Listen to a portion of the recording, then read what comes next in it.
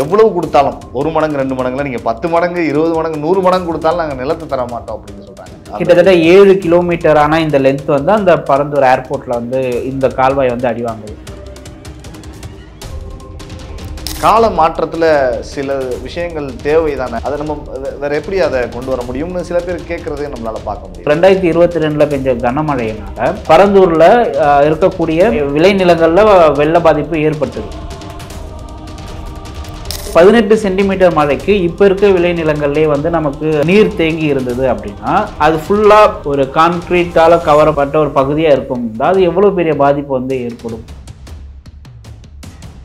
So நம்ம தெரியாமல் ஒரு பிரச்சனை ஒரு தவறு செஞ்சிட்டோம், மறுபடியும் தெரிஞ்சு அந்த தவறு செய்யணும். பெரும்பாலும் பார்த்தீங்கன்னா ஏகனாபுரம் கிராமம் பேசப்படுகிற அளவுக்கு அந்த மக்கள் போராடுற அளவுக்கு மீதி இருக்கிற 12 கிராம மக்கள் யாரும் அது பெருசாக பண்ணதா தெரியலையே, என்ன காரணம்? இல்லை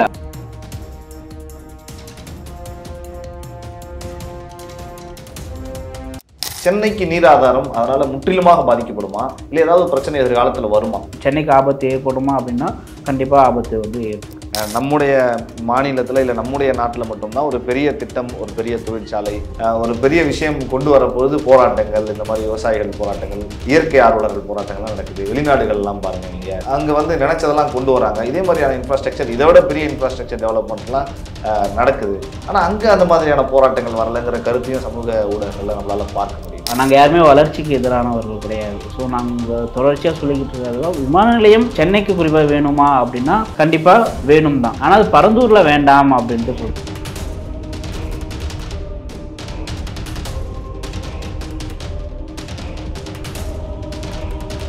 ஜாம்பவான் நேயர்களுக்கு பிரபாகரனின் அன்பு வணக்கம். இன்றைய அரசியல் அரங்கம் நிகழ்ச்சியில் நம்மோடு இணைந்திருக்கக்கூடிய சிறப்பு விருந்தினர் பூவுலகின் நண்பர்கள் இயக்கத்தை சார்ந்த திரு லோகேஷ் அவர்கள். வணக்கம் சார். வணக்கம். எப்படி இருக்கீங்க? நல்லா இருக்கேன். நீங்கள் எப்படி இருக்கீங்க? நல்லா இருக்கு சார். இந்த அரசியல் சூழலில் நடிகர் விஜய் அவர்கள் வந்து பரந்தூர் சென்று வந்த பிறகு அந்த விஷயம் இன்னும் ஒரு பெரிய பூதாகரமாக வெடித்திருக்கிறது. அது குறித்தான பேச்சு தான் பேசப்பட்டிருக்கிறது. நான் அரசியலில் கொஞ்சம் நகர்த்தி வச்சுட்டு இயற்கை சூழல், ஏன்னா விவசாயிகள் பேச முடிகிறத நம்மளால் பார்க்க முடிஞ்சது. விவசாயிகள்லாம் எங்களுக்கு நாங்கள் பூர்வீகமாக இங்கே தான் இருக்கோம், விவசாயம் செஞ்சுக்கிட்டு இருக்கோம், அதை வச்சு தான் இங்கே எங்களுடைய பிழப்பு இருக்குது. எவ்வளவு கொடுத்தாலும் 1 மடங்கு 2 மடங்குல நீங்கள் 10 மடங்கு 20 மடங்கு 100 மடங்கு கொடுத்தாலும் நாங்கள் நிலத்தை தர மாட்டோம் அப்படின்னு சொல்கிறாங்க. இயற்கை சார்ந்து கேட்குறேன், இந்த மாதிரியான விஷயங்கள் அங்கே வரப்ப இயற்கை எப்படி பாதிக்கப்படும் பரந்தூரில்? பொதுவாகவே நம்ம திருவள்ளூர், செங்கல்பட்டு, காஞ்சிபுரம் இந்த மாவட்டங்களை எடுத்து பார்த்துக்கிட்டாவே அதிகமான நீர்நிலைகள் கொண்ட மாவட்டங்களாக இது இருந்துக்கிட்டு இருக்கு. இப்போ குறிப்பிட்ட இந்த காஞ்சிபுரம் மாவட்டம்ல வந்து இந்த மொத்தம் 13 கிராமங்களில் இந்த பரந்தூர் விமான நிலைய திட்டத்தை வந்து அறிவிச்சிருக்காங்க. ஸோ அதில் வந்து கொஞ்சம் வந்து காஞ்சிபுரம் தாலுக்காலையும் கொஞ்சம் சில கிராமங்கள் வந்து ஸ்ரீபெரும்புதூர் தாலுக்காலையும் வருது. இங்கே இந்த சுற்றி மொத்தம் கிட்டத்தட்ட ஒரு 4200 ஏக்கர் சம்திங் பரப்பளவில் இந்த பரந்தூர் ஏர்போர்ட் திட்டத்தை வந்து பிளான் பண்ணியிருக்காங்க. ஸோ இங்கே வந்து கிட்டத்தட்ட 32 நீர்நிலைகள் வந்து இருக்குது. ஒரு பெரிய ஒரு சேனல் ஒன்று இருக்குது, கம்பன் கால்வாய் அப்படின்னு சொல்லிட்டு. அது வந்து ஒரு பல்லவ மன்னனால் கட்டப்பட்டது, அதனால இது வந்து கம்பவர்மன் நினைக்கிறேன். ஸோ இதுக்கு பேர் வந்து கம்பன் கால்வாய் அப்படின்னு சொல்லியிருக்காங்க. கிட்டத்தட்ட அது வந்து 44 கிலோமீட்டர் தொலைவில் இந்த கம்பன் கால்வாய் வந்து இருக்குது. ஸோ அது வேலூர் பக்கத்தில் எங்கேயோ வந்து பாலாத்துலேருந்து பிரிஞ்சு வர ஒரு கால்வாய். ஸோ அது என்ன பண்ணுன்னா இந்த தண்ணி எங்கெங்கெல்லாம் ஒவ்வொரு நீர்நிலைகளும் தண்ணி போய் கொண்டு சேர்த்து எக்ஸஸான வாட்டர் எடுத்துக்கிட்டு இந்த கால்வாய் வந்து செயல்படும். அதுவும் இந்த நிலத்து வழியாக தான் இந்த பரந்தூர் திட்டத்தில் தான் வருது. கிட்டத்தட்ட 7 கிலோமீட்டரான இந்த லென்த் வந்து அந்த பரந்தூர் ஏர்போர்ட்ல வந்து இந்த கால்வாய் வந்து அடி வாங்குது. ஸோ ஒவ்வொரு நீர்நிலைகளும் கனெக்ட் பண்ணக்கூடிய ஒரு செயினா வந்து ஒரு இன்டர் கனெக்டிங் செயினாக இந்த கம்பன் கால்வாய் வந்து செயல்பட்டுக்கிட்டு இருக்கு. நிறைய நீர்நிலைகள் கொண்ட பகுதியாக வந்து குறிப்பிட்ட இந்த பரந்தூர் சுற்றி உள்ள பகுதிகள் வந்து இருந்துக்கிட்டு இருக்கு. நீர்நிலைகள் எவ்வளவு முக்கியமானது அப்படின்ட்டு ஒவ்வொரு வருடமும் நமக்கு சென்னையில் மழை பெய்யும் போதும் வெள்ளம் ஏற்படும் போதும் நம்ம தொடர்ச்சியாக வந்து பேசிக்கிட்டே இருக்கோம். அப்போ நீர்நிலைகள் இன்னொன்று நம்ம இந்த குளோபல் வார்மிங்னால ஏற்படக்கூடிய கிளைமேட் சேஞ்ச் நமக்கு ஒரு பெரிய ஒரு பிரச்சனையை வந்து ஏற்படுத்திக்கிட்டு இருக்கு. அதிக அளவில் மழைப்பொழிவு வந்துக்கிட்டு இருக்கு. அந்த மாதிரியான சமயங்களில் நமக்கு நீர்நிலைகளுடைய முக்கியத்துவம் அப்படிங்கிறது ரொம்ப அதிகமாக இருக்குது. ஒன்றும் இல்லை, நம்ம 2 புயலை வந்து நம்ம எக்ஸாம்பிளாக பார்க்கலாம். மிக்ஜாங் புயலும் ஃபெஞ்சல் புயலும். ஃபெஞ்சல் புயல் வந்து ரொம்ப அதிகமான மழை வந்து ரெண்டுமே ரொம்ப அதிகமான மழை பெஞ்சுது. இந்த வெள்ள பாதிப்பு வந்து ரெண்டுமே நம்ம கம்பேர் பண்ணும்போது சென்னையில் ரொம்ப அதிகமாக இருந்தது. ஃபெஞ்சல் வந்து நிறைய மாவட்டத்தில் ரொம்ப அதிகமாக பெஞ்சுது நம்ம ஃபெஞ்சல் மிக்ஜாமை கம்பேர் பண்ணும்போது. ஆனால் சென்னையில் ஏன் அவ்வளோ ரொம்ப பெரிய மக்கள் ரொம்ப ஏன் அதிக அளவில் பாதித்தாங்க அப்படின்னா நீர்நிலை ரொம்ப கம்மி. ஆனால் இங்கே அங்கே வந்து பார்த்தோம்னா கிரவுண்டே ரொம்ப அதிகம், அந்த நிலப்பரப்பே வந்து ரொம்ப அதிகம். அங்கே வாட்டர் பாடிஸ் வந்து நல்லா இருந்தது. அதனால நமக்கு வெள்ள பாதிப்பு இல்லை மக்களுடைய பாதிப்பு அப்படிங்கிறது கொஞ்சம் குறைவாகவே இருந்தது. நீர்நிலைகளை திறந்துடும் போது தான் அந்த டைமிங் கொஞ்சம் லேட் ஆனதுனால தவிர்த்து மற்றபடி பாதிப்பு அப்படின்னு மக்கள் பாதிப்பு அப்படின்னு கம்பேர் பண்ணும்போது சென்னைக்கு அதிகம், இங்கே வந்து கம்மி. அப்போ நமக்கு இந்த அதிகமான மழை பொழிவுனால இப்போலாம் வந்து பார்த்தோம்னா இந்த 20 சென்டிமீட்டர் மழை 30 சென்டிமீட்டர் மழை அப்படிங்கிறது ரொம்ப இயல்பாகவே பெஞ்சிருது. ஆனால் இது வந்து ரொம்ப ஹியூஜ் நம்பர்ஸ் ஆக்சுவலாக. அந்த மாதிரியான காலகட்டத்தில் நம்ம இருக்கும்போது இந்த நீர்நிலைகளுடைய தேவை ரொம்ப அதிகமாக இருக்குது அப்படின்னு சொல்லிட்டு இந்த கிளைமேட் சயின்டிஸ்ட் எல்லாமே சொல்லிக்கிட்டு இருக்காங்க. அந்த மாதிரியான ஒரு சூழலில் நமக்கு இயற்கையாக இருக்கக்கூடிய இத்தனையான நீர்நிலைகள் அழிச்சிட்டு ஒரு ஒரு விமான நிலைய திட்டம் நமக்கு தேவையா அப்படின்ட்டு ஒரு கேள்வி நமக்கு. பொதுவாக இந்த கேள்வி வந்து கேட்கப்படுகிற பொழுதெல்லாம் ஒரு பொதுத்தளத்திலிருந்து பேசுகிறவங்க என்னென்னா ஒரு காலகட்டத்தில் எல்லாமே விவசாய நிலங்கள் தான். நம்ம இருக்கிற இடமா இருக்கட்டும், நம்ம உட்காந்து பேசிகிட்டு இருக்க இடமா இருக்கட்டும், வேலைச்சேரியெல்லாம் எடுத்துக்கிட்டு இன்றைக்கி பாலம் பெரிய பெரிய மால் இருக்கிற இடமா இருக்கட்டும், எல்லாம் விவசாய நிலங்கள் தான். கால மாற்றத்தில் சில விஷயங்கள் தேவை தானே, அதை நம்ம வேற எப்படி அதை கொண்டு வர முடியும்னு சில பேர் கேட்குறதே நம்மளால் பார்க்க முடியுது. அவங்களுக்கு என்ன சொல்லலாம்? இப்போ நீங்கள் சொன்ன மாதிரி இப்போ வேளச்சேரி ஆகட்டும் மற்ற பகுதியாகட்டும் நீர் பகுதியாக இருந்தது அப்படின்னு சொல்கிறீங்க. அதுக்கான அந்த நீர்நிலைகளை மாற்றினதுடைய விளைவுக்கான விலையை தான் நம்ம வந்து இப்போ வருஷம் கொடுத்துக்கிட்டு இருக்கோம். மறுபடியும் இந்த நிலங்களை வந்து மீட்டு உருவாக்கம் செய்யணும், மறுபடியும் அந்த நீர்நிலையை மாற்றணும் அப்படின்ட்டு நம்ம இந்த மாதிரியான அதாவது வெள்ளக்கால அடிப்படையில் நம்ம பேசிக்கிட்டு இருக்கோம். ஸோ நம்ம தெரியாமல் ஒரு பிரச்சனை ஒரு தவறு செஞ்சிட்டோம், மறுபடியும் ஏன் தெரிஞ்சு அந்த தவறு செய்யணும், விமான நிலையத்தை அந்த பகுதியில் தான் கொண்டு வரணுமா அப்படின்ற ஒரு கேள்வி அதில். இன்னொன்று நீர்நிலைகள் இல்லாத மற்ற பகுதியில் கொண்டு வரலாம்ல.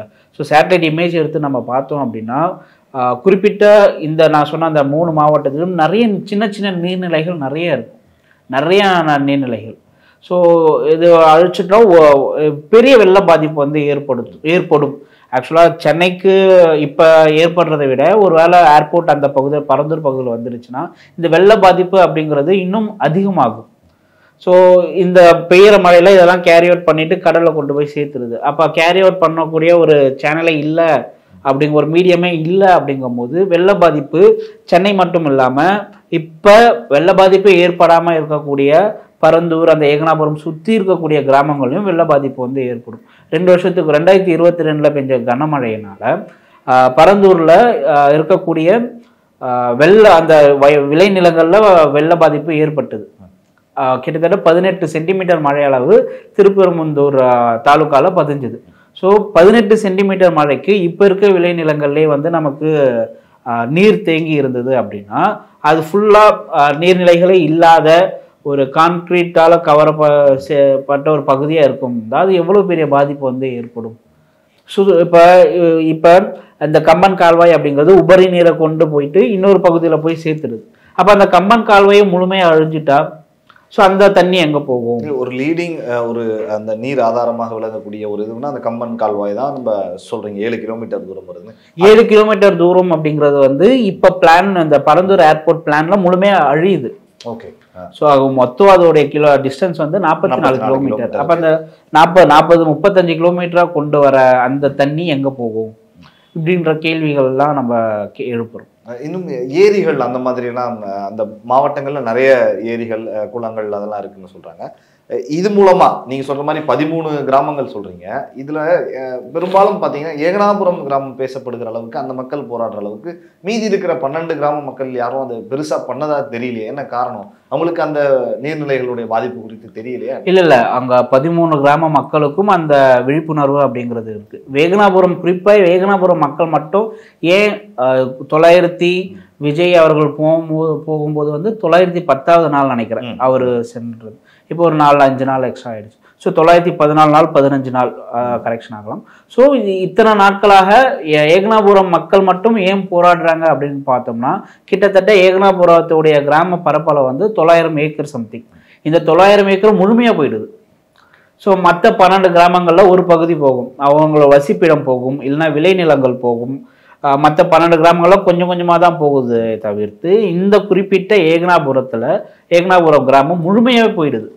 ஸோ அவங்க வாழ்ந்த இத்தனை ஆண்டுகளாக அவங்க கிட்டத்தட்ட ரொம்ப ஆண்டு காலமாக அவங்க ஒரு சுப்பிரமணியன் சொல்லிட்டு அந்த போராட்டத்தை முன்னெடுக்கக்கூடிய நபர், அவருக்கு எப்படி பார்த்தாலும் ஒரு 60 வயது இருக்கும்.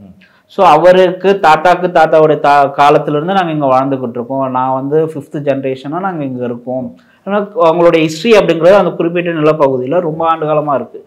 அப்போ அவங்க சொல்லிக்கக்கூடிய அளவுக்கு ஒருவேளை திட்டம் வந்தது அப்படின்னா எந்த ஒரு இடமே இல்லாமல் போயிடும் இல்லையா? ஸோ அவங்களுடைய கிராமமே முழுசாக அழிஞ்சு போயிடுது. அதனால தான் ஏகனாபுரத்தோடைய மக்கள் வந்து தொடர்ச்சியாக 915 நாட்களாக வந்து போராட்டம் பண்ணிக்கிட்டு இருக்காங்க. இதுக்கு மற்ற கிராம மக்களும் வந்து சப்போர்ட் பண்ணுறாங்க. அவங்க வந்து முழுமையாக புறக்கணிக்கலாம் செய்யலை. இவங்க டெய்லியும் போராடினாலும் இவங்க போராட்டத்துக்கு அந்த மக்களுடைய ஒத்துழைப்பு வந்து இருந்துகிட்டு தான் இருக்கு. நீங்கள் சொல்கிறப்ப இந்த மாதிரி விமான நிலையம் வந்தால் இவ்வளவு இயற்கை பிரச்சனைகள் இருக்குது, பாதிப்பு ஏற்படும் அப்படின்னு சொல்கிற மாதிரி இதுக்கு முன்னாடி நிறைய விமான நிலையங்கள் வந்திருக்குல்ல, அந்த மாதிரி ஏதாவது ஒரு விஷயம் நடந்திருக்கா இதுக்கு முன்னாடி? நம்ம சென்னை எடுத்துப்போமே, சென்னை ஏர்போர்ட்லேயே வந்து ரொம்ப அதிகமான மழை பெஞ்சதுன்னா ஓடுதளத்திலே வந்து தண்ணி தேங்கி விமானங்கள் ரத்து செய்யப்பட்டதெல்லாம் இது நிறைய விமான நிலையங்களை நம்ம பார்த்துருக்கோம். அதிக அளவில் மழை பெஞ்சதுன்னா அந்த ஏர்போர்ட் ஸ்ட்ரைப்ஸே வந்து நமக்கு ஃப்ளட் ஆகும்ட்டு ஏரோப்ளைன்ஸ்லாம் வந்து கேன்சல் ஆகுறதெல்லாம் நம்ம பார்த்துக்கிட்டு இருக்கோம். ஸோ சென்னையில் அந்த எக்ஸாம்பிளாக நம்ம அதை எடுத்துக்கலாம். அது நடக்குது. பட் அந்த பகுதியிலையும் மக்கள் வாழ்ந்திருப்பாங்க. இதே சூழல் தான் விமான நிலையம் அப்பவும் பூர்வகுடிகளாக அங்கே மக்கள் இருந்திருப்பாங்க. அது சுற்று வட்டார பகுதிகளில் இன்னமும் அந்த மக்கள்லாம் இருக்காங்க. அங்கே இருந்தவங்களே குடிபெயர்ந்து வாழ்றதெல்லாம் நம்மளால பார்க்க முடியுது. அவங்களுடைய சூழல்ல என்ன பாதிக்கப்பட்டிருக்குன்னு கேட்க, மக்களுடைய சூழல் அப்ப வளர்ச்சி திட்டங்கள் தேவை அப்படின்னு சொல்லிட்டு அது தொடர்ச்சி அது நிறைய இடத்துல அப்ப வந்து வளர்ச்சி திட்டம் அப்படிங்கிறது ஆரம்பிக்கப்பட்ட காலகட்டம். மக்களும் அது அப்போ அவங்க தேவையான காம்பன்சேஷன் கொடுத்துருக்கலாம். நம்ம பரந்தூரை நம்ம அப்படி பேசிட முடியாது. ஏன்னா பரந்தூர் நீர்நிலைகள் மட்டும் நம்ம பேசுகிறத தவிர்த்து ரெண்டாவதாக விளைநிலங்கள் அங்கே அதிகமாக இருக்குது. நீர்நிலைகள் செகண்டாவது விளைநிலங்கள் அங்கே ப்ரைமரியாக ரொம்ப அதிகமாக இருக்குது. இந்த கிளைமேட் சேஞ்ச் வந்து நமக்கு ஃபுட் செக்யூரிட்டி வந்து ஒரு பெரிய கேள்விக்குறியாக ஆக்கிட்டு போயிட்டுருக்கு. அப்போ நமக்கு உணவு பற்றாக்குறை தேவைப்படும் அந்த அபாயத்தை நோக்கி நம்ம நகர்ந்துக்கிட்டு இருக்கோம். இப்போ இந்தியாவில் வந்து பார்த்தீங்கன்னா கிட்டத்தட்ட 2019 வாக்கில் யுஎன் நடத்திய ஒரு சர்வேல பார்த்தோம்னா 4 கோடி ஃபுட்பால் அளவு கிரவுண்ட் நிலம் வந்து இந்திய நிலம் வந்து டெசர்டிஃபை ஆகிட்டு இருக்கு அப்படின்னு சொல்கிறாங்க. பாலை ஆகிட்டு இருக்கு. அங்கே வந்து எந்த ஒரு விவசாயமும் மேற்கொள்ள முடியாது அப்படின்ட்டு சொல்லிக்கிட்டு இருக்காங்க. பயனற்றதாக போய்கிட்டு இருக்கு நிலங்கள். ஆமாம், பயனற்றதாக போய்கிட்டு இருக்கு. அங்கே வந்து எந்த ஒரு விவசாயமும் மேற்கொள்ள முடியாது அப்படின்னு சொல்லிக்கிட்டு இருக்காங்க. அதே மாதிரி பயிர்களுடைய அந்த நியூட்ரிஃபிகேஷன் வேல்யூ வந்து 40% வந்து கம்மியாகிட்டு இருக்கு அப்படின்னு சொல்லிக்கிட்டு இருக்காங்க. இந்தியா மாதிரி இவ்வளோ பெரிய மக்கள் தொகை கொண்ட நாட்டில் நமக்கு விளைநிலங்கள் கம்மியாகிட்டு இருக்கு. அப்போ ஒரு பக்கம் விளைநிலங்கள் கம்மியாகிட்டு இருக்கு, இன்னொரு பக்கம் பயிர்களுடைய அந்த நியூட்ரிஃபிகேஷன் வேல்யூ கம்மியாகிட்டு இருக்கு. அப்போ நமக்கு வந்து இந்த மாதிரி செழிப்பான நிலங்கள் விளைநிலங்கள் வந்து குறிப்பாக ரொம்ப முக்கியமானதாக இருக்குது. நமக்கு டெய்லி சாப்பாட்டுக்கே நமக்கு இந்த விளைநிலங்கள் அப்படிங்கிறது ரொம்ப முக்கியமானதாக மாறிக்கிட்டு இருக்கும்போது விளைநிலங்களில் நம்ம மறுபடியும் அதே கேள்விதான், விளைநிலங்களில் நம்ம மறுபடியும் இந்த விமான நிலையங்கள் தேவையா? இந்த விஷயங்கள்ல சூழலியல் ஆய்வாளர்களாக நீங்க இருக்கிறீங்க, ஆர்வலர்களாக இருக்கிறீங்க, பூவுலகின் நண்பர்கள் அமைப்பு, இன்னும் நிறைய அமைப்புகள் இருக்கு. இது தொடர்ந்து அவங்க ஆதரவு கொடுக்கறத பார்க்க முடியுது. சட்ட ரீதியா என்ன மாதிரியான நடவடிக்கைகள்லாம் உங்க தரப்புல இருந்து எடுக்கப்பட்டிருக்கு? இன்னும் சட்ட ரீதியா நம்மளால எடுக்க முடியாது. இது வந்து இந்த பரந்தூர் ஏர்போர்ட் அப்படிங்கிறது வந்து பார்த்தோம்னா ஒன்றிய அரசுடைய கிரீன்ஃபீல்டு ஏர்போர்ட் பாலிசி கீழே தான் கொண்டு வந்தப்பட்டிருக்கு. ஸோ இது வந்து எப்படின்னா இந்த கிரீன்ஃபீல்டு ஏர்போர்ட் வந்து வாஜ்பாய் பீரியடில் கொண்டு வந்தது. ஆக்சுவலாக வந்து இந்த ஏர்போர்ட்ஸ்லாம் வந்து ப்ரைவேட்க்கு கொடுக்கறதுக்காக கொண்டு வரப்பட்ட ஒரு பாலிசி, யூனியன் கவர்மெண்ட்டால் கொண்டு வரப்பட்ட பாலிசி. இது வந்து எப்படி அப்படின்னு பார்த்தோன்னா ஒரு ஸ்டேட் கவர்மெண்ட்டு ஒரு பகுதியில் அவங்களுடைய மாநிலத்தில் ஏர்போர்ட் ஒன்று கொண்டு வரணும் அப்படின்னு கொண்டு வந்தாங்க. கிரீன்ஃபீல்டு ஏர்போர்ட் கொண்டு வரணுன்ட்டு முடிவு பண்ணாங்க அப்படின்னா ஒரு நிலத்தை சூஸ் பண்ணி அவங்க வந்து ஒன்றிய அரசுக்கு சப்மிட் பண்ணோம். இந்த மாதிரி கிரீன்ஃபீல்ட் ஏர்போர்ட்டில் இது பாலிசி லெவலில் ஃபஸ்ட்டு பாலிசி லெவலில் கொடுக்கணும், இந்த இடத்துல கொண்டு வரணும் அப்படிங்கிற மாதிரி சொல்லணும். அதுக்கு வந்து யூனியன் கவர்மெண்ட் வந்து ஒத்துழைக்கணும். அதுக்கப்புறம் தான் அது ஏர்போர்ட் அத்தாரிட்டி ஆஃப் இந்தியா போயிட்டு இந்த இடம் வந்து சரியானதா, ஏர்போர்ட் வந்து இறங்கி ரன்வே வைக்கிற அளவுக்கு சரியான நிலமா அப்படின்ட்டு அதுக்கப்புறம் தான் அவங்க ஆய்வுகள்லாம் அதுக்கப்புறம் தான் மேற்கொள்ளப்படும். இப்போ ஒரு பாலிசி லெவலில் தான் இது இருந்துக்கிட்டு இருக்கு. ஸோ அரசுடைய பாலிசி லெவலில் வந்து எந்த ஒரு ஹைகோர்ட்டும் சரி சுப்ரீம் கோர்ட்டும் சரி அது அவங்க வந்து கேஸை எடுத்து நடத்த முடியாது. அதனால இது வந்து சட்டமுக்கு இன்னும் நகரலை. இது ஒரு வேளை வந்து அடுத்த கட்டம் நோக்கி நகர்ந்துடுச்சு, இந்த திட்டம் வந்து செயல்படுத்த ஆரம்பிச்சுட்டாங்க அப்படின்னா இந்த கிரீன்ஃபீல்ட் ஏர்போர்ட் பாலிசி கீழே இருக்கிற சில ரெகுலேஷன்ஸ் அவங்க கொடுத்துருப்பாங்க. அதுக்கு எதிராக இதெல்லாம் நடந்திருக்கு, இங்கே நிறைய விளைநிலங்கள் இருக்குது, நீர்ப்பகுதிகள் இருக்குது, மக்கள் வாழ்கிறாங்க. ஸோ இதுக்கு ஏதாவது அகேன்ஸ்டாக இருந்தால் நம்ம வச்சு அதை சேலஞ்ச் பண்ணலாம். இதுவரை இன்னும் பாலிசி லெவலில் கவர்மெண்ட்டோடைய பாலிசி லெவலில் தான் இருக்குது. ஸோ பாலிசி லெவலில் வந்து எந்த ஒரு நீதிமன்றங்கள் வந்து கேள்வி எழுப்ப முடியும். சூழலியல் சம்பந்தமாக நம்ம பார்க்குறப்ப நீங்கள் சொல்கிற மாதிரி சென்னை சுற்றி இருக்கக்கூடிய ஆர்வலர்கள், இயற்கை ஆர்வலர்கள் எல்லாருமே இது குறித்து பேசுகிறாங்க, நிறைய பண்ணுறாங்க. ஆனால் தமிழகத்தின் மற்ற மாநிலங்கள்லேருந்து ஆதரவு அப்படிங்கிறது பரந்தூருக்கு மக்களுக்கு கிடைக்குதா? மற்ற சூழலியல் ஆர்வலர் வந்து பேசியிருக்காங்க. ஸோ அங்கே நடந்திருக்கக்கூடிய போராட்டங்கள் வந்து அவங்களும் கலந்து சென்று போயிட்டுருக்காங்க. இந்திய அளவுலேயே பரந்தூர் சொல்கிறப்ப நீங்கள் சொன்னீங்க நீராதாரம், சென்னைக்கு பார்த்தீங்கன்னா நீராதாரம் அப்படிங்கிறது செம்பரம்பாக்கம் ஏரி இந்த சைட்லேருந்து நம்ம சொல்கிறோம். ஸோ இது காஞ்சிபுரம் மாவட்டம், ஸ்ரீபெரும்புத்தூர் இதெல்லாம் ஒட்டி வரக்கூடியது. சென்னைக்கு நீர் ஆதாரம் அதனால முற்றிலுமாக பாதிக்கப்படுமா, இல்லை ஏதாவது பிரச்சனை எதிர்காலத்தில் வருமா? குடிநீர் ஆதார விஷயம் நம்ம அது வாட்டர் பாடிஸ் வந்து சொல்லிட முடியாது. முக்கியம் இல்லைன்னா நமக்கு கண்டிப்பாக இந்த நீராதாரம் கண்டிப்பாக தேவை. இந்த வாட்டர் பாடிஸ் ஃபுல்லாக செக் பண்ணோம் அப்படின்னா திருவள்ளூர் மாவட்டத்தில் தான் கூவம் ஏரி வந்து அப்படியே அங்கே தொடங்குது. கொசஸ்தலை ஆறு, கூவம் ஆறு எல்லாமே வந்து அந்த பகுதி வழியாக தான் வந்துக்கிட்டு இருக்கு. அடையாறும் பார்த்தோம்னா செம்பரம்பாக்கம் ஏரி தான் வந்து ஆதாரமாக இருக்குது. செம்பரம்பாக்கம் ஏரி, அதுக்கப்புறம் ரெட் ஹில்ஸில் இருக்கக்கூடிய ஏரி. ஸோ இந்த ஏரிகள்லாம் வந்து நமக்கு ரொம்ப முக்கியமானதாக இருந்துக்கிட்டு இருக்கு. ஸோ ஒவ்வொரு இன்டர் கனெக்ஷன்ஸும் ஒவ்வொரு நீர்நிலைகளுக்கும் இருக்கக்கூடிய இன்டர் கனெக்ஷன்ஸ் வந்து இப்போ அர்பனைசேஷன் ஆகிட்டு இருக்குன்னா எல்லாமே டிஸ்கனெக்ட் ஆகிட்டு வந்துக்கிட்டே இருக்கும். அதனால தான் வந்து நமக்கு குறிப்பிட்ட பகுதிகளில் வெள்ளம் அப்படிங்கிறது ஏற்படுறதை நம்ம தொடர்ச்சியாக பார்த்துக்கிட்டு இருக்கோம். ஸோ இருக்கக்கூடிய நீர்நிலைகளும் நம்ம கண்டிப்பாக பாதுகாத்து தான் ஆகணும். கண்டிப்பாக நீர்நிலைகள் வந்து சென்னைக்கு ஆபத்து ஏற்படுமா அப்படின்னா கண்டிப்பாக ஆபத்து வந்து ஏற்படும். வெளிப்படையாகவே கேட்குறேன், அரசியல் தலைவர்களே, சில பெரிய தலைவர்கள், அரசியல்வாதிகளே கூட பேசுகிறப்ப சொல்கிறாங்க, நம்முடைய மாநிலத்தில் இல்லை நம்முடைய நாட்டில் மட்டும்தான் ஒரு பெரிய திட்டம், ஒரு பெரிய தொழிற்சாலை, ஒரு பெரிய விஷயம் கொண்டு வரப்பொழுது போராட்டங்கள், இந்த மாதிரி விவசாயிகள் போராட்டங்கள், இயற்கை ஆர்வலர்கள் போராட்டங்கள்லாம் நடக்குது. வெளிநாடுகள்லாம் பாருங்கள், நீங்கள் அங்கே வந்து நினச்சதெல்லாம் கொண்டு வராங்க. இதே மாதிரியான இன்ஃப்ராஸ்ட்ரக்சர், இதை விட பெரிய இன்ஃப்ராஸ்ட்ரக்சர் டெவலப்மெண்ட்லாம் நடக்குது. ஆனால் அங்கே அந்த மாதிரியான போராட்டங்கள் வரலைங்கிற கருத்தையும் சமூக ஊடகங்களில் நம்மளால் பார்க்க முடியுது. அதுக்கு உங்களுடைய பார்வை? தமிழ் சமூகம் எப்பவுமே முற்போக்கு சமூகமாக இருந்துக்கிட்டு இருக்கு.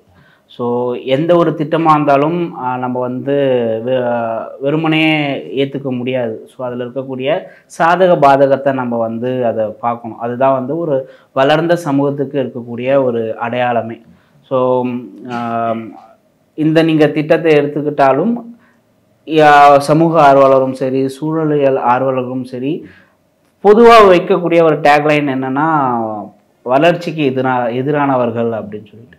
நாங்கள் யாருமே வளர்ச்சிக்கு எதிரானவர்கள் கிடையாது. ஸோ நாங்கள் தொடர்ச்சியாக சொல்லிக்கிட்டு இருக்கிறது தான், விமான நிலையம் தமிழ்நாட்டுக்கு, சென்னைக்கு குறிப்பாக வேணுமா அப்படின்னா கண்டிப்பாக வேணும் தான். ஆனால் அது பரந்தூரில் வேண்டாம் அப்படின்ட்டு சொல்கிறோம். விஜய் அவர்கள் சொன்னதே தான் சொல்லணும்.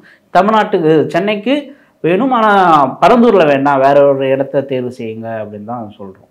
இல்லை, மற்ற நாடுகளில் நடக்கிறப்ப கூட கேட்குறேன், அங்கெல்லாம் ஒரு விஷயத்தை இம்ப்ளிமெண்ட் பண்ணுறப்ப இந்த மாதிரியான விஷயங்கள்லாம் பார்க்க முடியல. அவங்க எப்படி ஆய்வு பண்ணி எந்த பிரச்சனையும் வராத மாதிரி அந்த இடங்கள்லாம் சூஸ் பண்ணுறாங்க? ஸோ அங்கே வந்து சிவில் சொசைட்டியோடைய இன்ஃப்ளூயன்ஸும் அங்கே அதிகமாக இருக்கும் நாடுகளில்.